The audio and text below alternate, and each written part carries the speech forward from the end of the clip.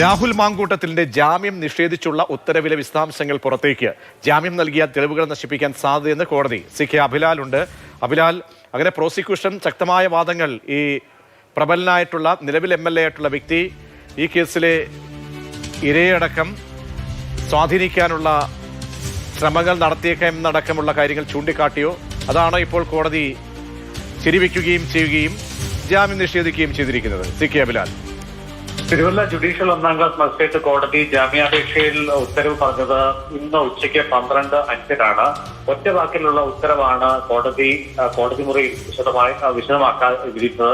Bail application suspended എന്ന് മാത്രമാണ് പറഞ്ഞതെങ്കിൽ വിശദമായ ഉള്ളടക്കത്തോടു കൂടിയുള്ള ഉത്തരവാണ് പിന്നീട് പുറത്തു വന്നിരിക്കുന്നത്. അതിൽ ഏറ്റവും സൂക്ഷ്മമായ വിശകലനം നടത്തുമ്പോൾ മനസ്സിലാക്കാൻ കഴിയുന്നത് രാഹുൽ എന്ന പ്രതിക്ക് ജാമ്യം അനുവദിച്ചാൽ ഇരയുടെ ജീവൻ അപകടത്തിൽ ആകുമെന്നുള്ള പരാമർശം കോടതിയുടെ ഭാഗത്തുനിന്നും ഉണ്ടായിട്ടുണ്ട്.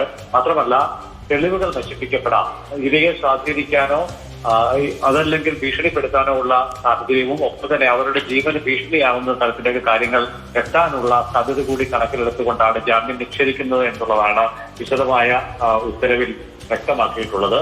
രാഹുൽ അന്വേഷണത്തോട് ഒട്ടും സഹകരിക്കാത്ത ആളാണ്. MLA സ്ഥാനത്തിരിക്കുന്ന ആൾ, നിയമനിർമ്മാണ സഭയുമായി ബന്ധപ്പെട്ട് പ്രവർത്തിക്കുന്ന ആൾ ഇത്തരത്തിൽ അന്വേഷണത്തോട് സഹകരിക്കാതിരിക്കുന്നത് അംഗീകരിക്കാൻ കഴിയില്ല എന്നുകൂടി ഉത്തരവിൽ വ്യക്തമാക്കുന്നുണ്ട്.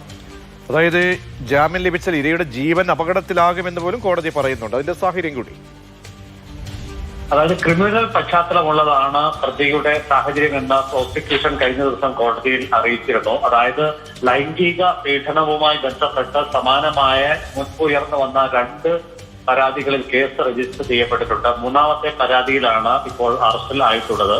അപ്പോൾ പരാതികളുടെ തുടർച്ചയെന്നവണ്ണമാണ് മറ്റൊരു പരാതി കൂടി ലഭ്യമാവുകയും അത് കേസായി മാറുകയും ചെയ്തിട്ടുള്ളത്.